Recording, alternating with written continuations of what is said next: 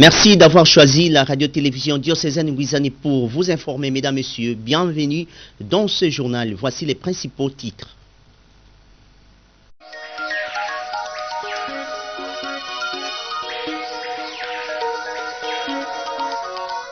Une délégation du mouvement des Légions des Petites âmes du diocèse de Matadi en colonie de vacances à Boma. Ils ont visité l'évêché de Boma.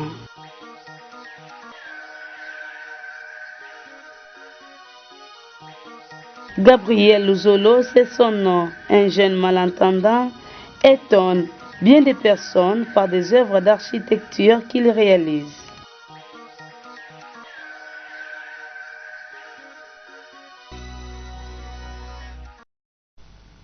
Une fois de plus, bienvenue dans cette session d'actualité au sein de l'Église.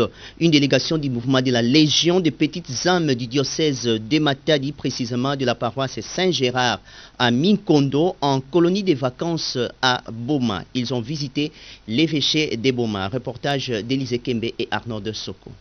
Après avoir visité quelques sites touristiques de la ville portière et historique de Boma, les jeunes du mouvement des Légions des Petites âmes du diocèse de Matadi, précisément de la paroisse Saint-Gérard à Minkondo, accompagnés du père Léandre, aumônier des jeunes, ont visité le jeudi 10 août 2023, l'évêché de Boma. Sur place, la délégation s'est entretenue avec les princes de l'église locale, Monseigneur José-Claude Mbimbimbamba. On ne pouvait que lire la joie sur le visage des Matadiens. À la fin de cette entrevue, le père Léandre n'a pas manqué de dire mot à la presse diocésaine. Nous tenons à remercier l'évêque du diocèse qui a accepté que nos enfants, la paroisse Saint-Gérard de Matadi, puissent visiter l'évêché. Nous sommes depuis le lundi à la paroisse Saint-Charles-Luanga, en colonie de vacances avec les enfants du groupe Légion des Petites âmes. LPA, bref, nous sommes là pour une semaine, pour une session de formation, pour éduquer les enfants, en même temps un temps de découverte pour les enfants. Nous allons visiter les baobabs de Stanley, Fichel, et nous venons de visiter l'évêché. Tout ça pour la formation intégrale des enfants. Et c'est ce que nous voulons continuer à faire tout à l'heure. Toujours au sein de l'Église, le Père Charles Pukuta, supérieur général de la congrégation de cœur immaculé de Marie, communément appelé Père d'Esqueute, séjourne depuis quelques jours dans son fief. Profitant de la caméra de la radio-télévision diocésaine Wizani, le Père Charles Pukuta a invité le peuple de Dieu à cultiver certaines valeurs, notamment à servir son prochain, savoir dialoguer et marcher main dans la main. Nous vous proposons de suivre l'extrait d'une émission qu'il a eu à réaliser avec l'abbé François Clémence Mbambi. Et donc, je remercie certainement la communauté, le diocèse de Boma qui nous a accompagnés aux études primaires et secondaires, et pour certains même plus tard encore. Et je remercie naturellement la famille biologique, la famille des sangs, je remercie la famille religieuse, CISM, pour nous avoir acceptés et pour nous avoir accompagnés, nous avoir aidés à rendre le service que nous rendons aujourd'hui. Je suis naturellement du Congo, bien que beaucoup du temps je le passe à l'étranger. Nous sommes à un moment crucial dans notre pays, dans notre société. J'exhorte personnellement au sens de service, comme je l'ai dit, à nous tous. Servir son prochain, servir son frère. Marcher la main dans la main, nous écouter et savoir dialoguer. Voilà un peu quelques valeurs, je pense, qui peuvent continuer à édifier les jeunes, poursuivre justement le même chemin que certains de leurs aînés que nous avons suivis. Et donc, ces valeurs sont pour moi à la fois chrétiennes, mais aussi, même si on n'est pas chrétien, c'est quand même des valeurs, moi je suis convaincu, qui aident à construire la société, à construire nos familles, à construire nos communautés. Être ouvert, savoir travailler en équipe, dialoguer avec les autres juger moi, et plutôt nous informer et avec une bonne information, travailler ensemble pour une meilleure société, pour une meilleure église, pour une meilleure communauté. Voilà, en tout cas, un grand merci. Et surtout, comme le dit toujours le pape François chaque dimanche à la place Saint-Pierre, n'oubliez pas de prier pour nous, les missionnaires, les religieux, les prêtres, les séminaristes, les religieuses, les frères et tout le monde qui se dédie au service de l'Église. Le 12 août de chaque année, l'Église catholique en République démocratique du Congo célèbre le bienheureux Isidore Bakanja, patron des laïcs à Boma. C'est la paroisse des Sekambote qui porte les noms de ces martyrs de la foi. Je vous propose de suivre cet élément qui parle de ces catéchistes laïcs et de la manière dont Sekambote se prépare à célébrer sa fête patronale. Suivez. Isidore Bakanja, 1885 à 1909, est un jeune Congolais né à Bokendela dans l'actuelle province de l'Équateur. Converti au catholicisme, il devient catéchiste laïque. Embauché dans une entreprise coloniale belge, il subit la persécution du directeur de l'agence qui s'oppose avec force à l'évangélisation de ses ouvriers. Fouetté jusqu'au sang, il meurt des suites de ses blessures le 15 août 1909. Le 7 juin 1917, sa dépouille est exhumée et transportée dans l'église paroissiale de l'Immaculée Conception des Bocotés. Il est béatifié le 24 avril 1994 par le pape Jean-Paul II lors du synode des évêques sur l'Afrique. Sa fête liturgique est célébrée le 12 août dans le Carmel, la fête de l'Assomption de Marie le 15 août étant prioritaire. En 1999, il est déclaré patron des laïcs de la République démocratique du Congo. Au diocèse de Boma, la paroisse de Sekambote est celle qui porte le nom du bienheureux Isidore Bakanja. Le 12 août est donc la fête patronale de cette paroisse. Toutefois, cette année, la fête est reportée au dimanche 20 du même mois pour des raisons qu'évoque le curé de Sekambote, le père Emmanuel Bajikilenguindou, serviteur de la charité. Souvent, c'est une difficulté pour nous. Pourquoi? Parce que les 12, nous devons célébrer Bakanja et quelques jours après, c'est l'Assomption. Alors, même si nous poussons ça au dimanche, mais d'une manière ou d'une autre, nous trouvons que l'Assomption prime. Alors c'est pour cette année, du fait que nous allons accueillir la chorale Kizila de Kinshasa, nous avons reporté cette manifestation, cette fête au 20 de ce mois, donc au 20 août de cette année, de sorte que on puisse mettre les deux ensemble pour fêter. Restons toujours dans ces chapitres liés à la célébration du bienheureux Isidore Bakanja pour suivre le président du Conseil de l'apostolat des laïcs catholiques, le professeur Julien Sorel Nimi Panzou, qui invite les chrétiens catholiques à prendre comme modèle Bakanja, qui avait le sens de partage, de respect et d'honnêteté. Propos recueillis par Arnaud de Soko. Pour les catholiques que nous sommes, et pour les chrétiens catholiques que nous sommes, c'est un grand événement. Parce que vous le savez peut-être, Bakanja, c'est le patron de l'Église catholique du Congo, de la RDC. C'est-à-dire c'est le modèle que nous avons à suivre. Effectivement, il est modèle parce que il a suivi le martyr à cause de sa foi, à cause de notre foi. Je pense que la persévérance qu'il a fait preuve dans la prière, son sens de l'honnêteté, son sens du partage, son sens du respect des sacramentaux de l'Église sont des exemples que nous devons suivre. Et il a tenu jusqu'à la mort, une mort atroce, une mort par flagellation, avec un fouet clouté. Il doit avoir reçu près de 200 coups finalement, mais il en est mort. Il est mort suite à l'infection qui a provoqué ces coups. Et il est mort. Il a été reconnu bienheureux dans notre église catholique du Congo, dans l'église universelle, puisqu'il a été proclamé bienheureux le 24 avril 1999 à Rome. C'est un exemple pour tous les jeunes. Il est mort à 24 ans à peu près. Il n'a pas vieilli. Et ce qui est intéressant, c'est qu'il fut laïque comme nous. fut laïque, il n'a pas été prêtre, il n'a pas été religieux, mais il fut laïque.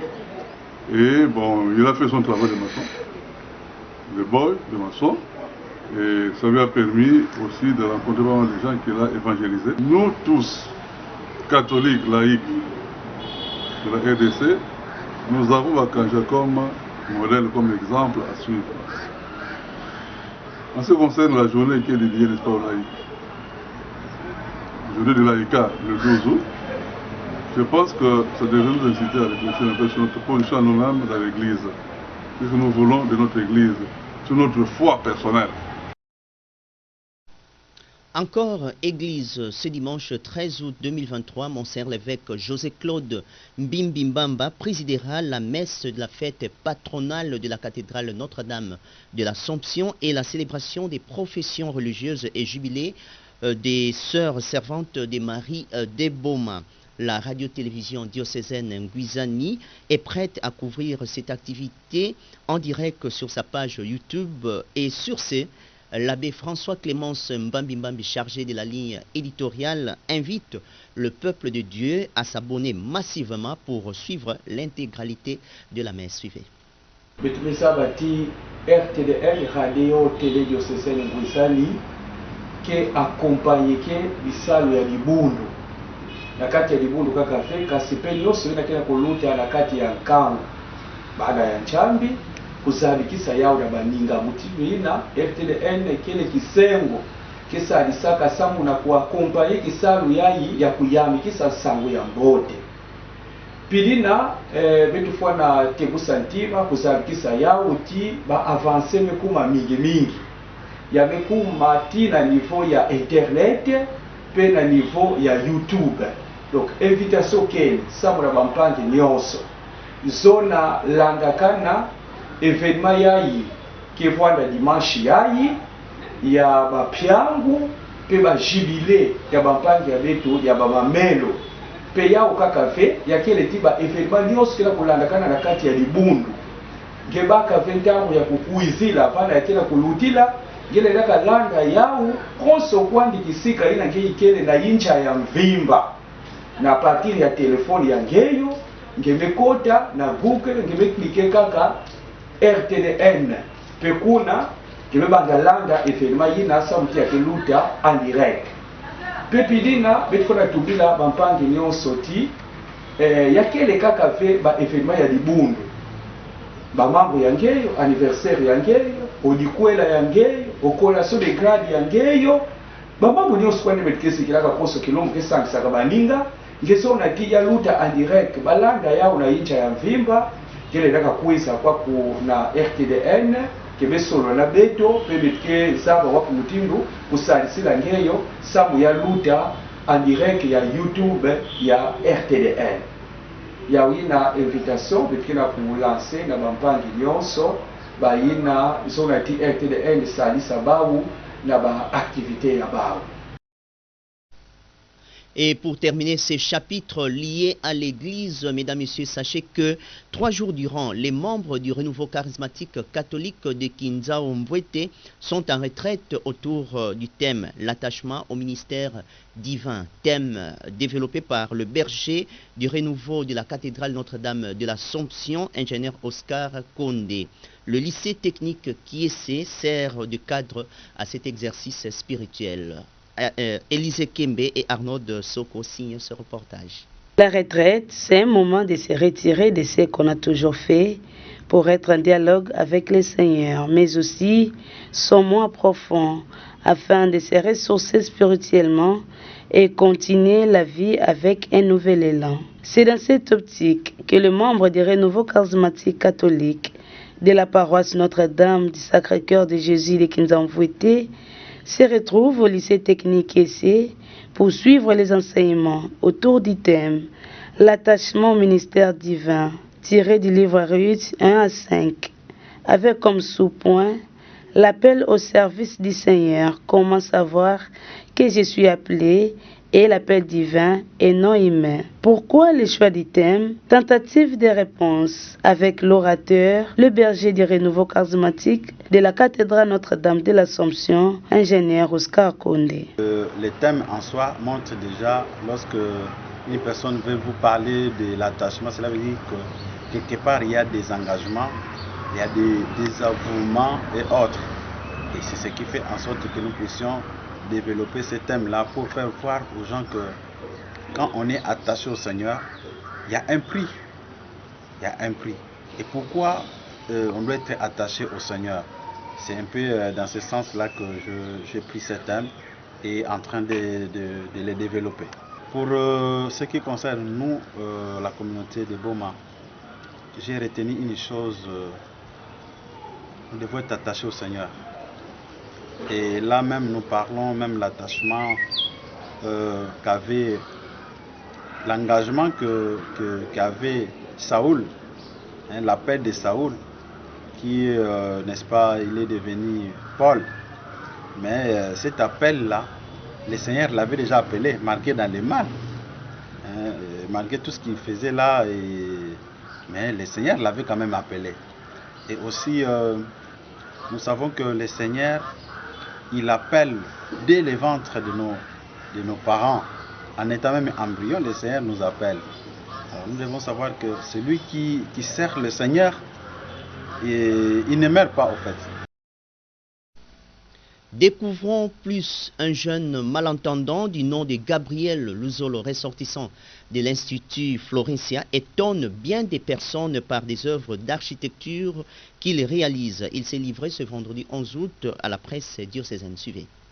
Gabriel Luzolo est un jeune malentendant talentueux, ressortissant de l'Institut Florencia, une école qui forme des malentendants communément appelés sourds-muets. Gabriel Luzolo est diplômé d'État en commercial informatique. En dehors de sa formation reçue sur les bancs de l'école, ce jeune malentendant développe en lui plusieurs potentialités, comme par exemple, il fabrique des maisonnettes qui inspirent bon nombre d'architectes. Il a déjà réalisé plusieurs œuvres de ce genre et consacre 2 mois ou plus pour une seule réalisation, et ce n'est pas facile, a-t-il dit en langue des signes. On peut donc dire il a l'architecture dans le sang. Contacté par la radio-télévision diocésaine Guisani, Gabriel Luzolo remercie Dieu pour ce talent gratuit qu'il a reçu de lui. Il encourage en même temps des autres malentendants à être déterminés dans la vie et à se rendre utiles dans la société. Profitant de l'occasion, ce jeune talentueux sollicite un encadrement auprès des autorités ou auprès de toute personne de bonne volonté. Il expose en même temps son numéro WhatsApp qui est le 084 46 31 306 à toute personne voulant non pas l'appeler mais lui écrire pour un besoin allant dans le sens de ses œuvres d'architecture. Pareilles initiatives sont...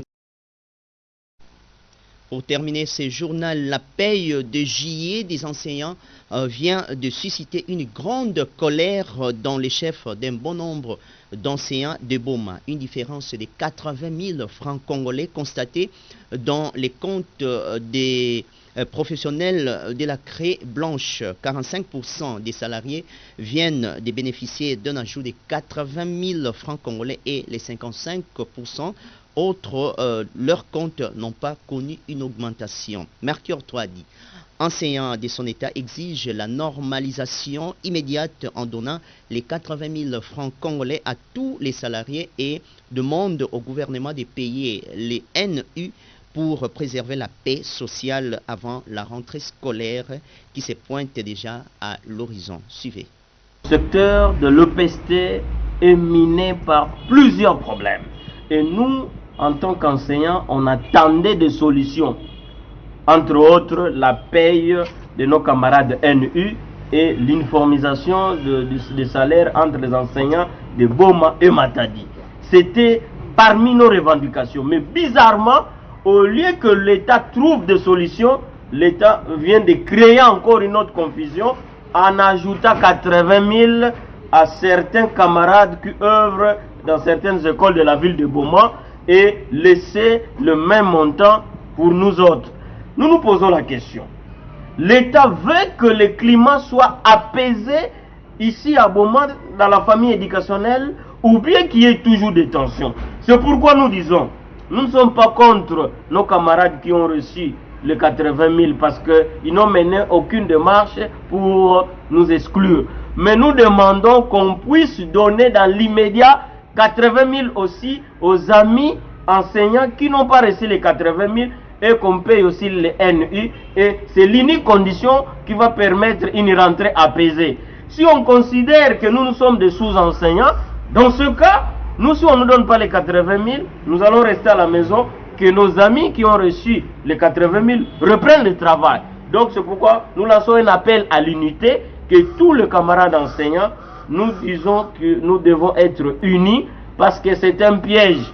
Même ceux qui ont reçu les 80 000 doivent comprendre que le mal doit être combattu d'où qu'il vienne, et même si vous en êtes bénéficiaire. C'est une abomination que nous sommes appelés à corriger et à contester jusqu'à l'énergie finale. Mesdames, Messieurs, c'est par ici que nous terminons ce journal. Pour ceux qui nous ont pris en cours de diffusion, voici ce qu'ont été les grandes articulations.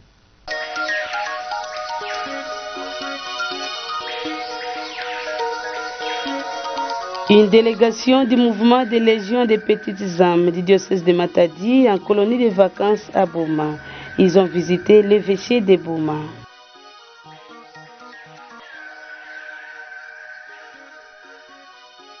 Gabriel Luzolo, c'est son nom. Un jeune malentendant étonne bien des personnes par des œuvres d'architecture qu'il réalise.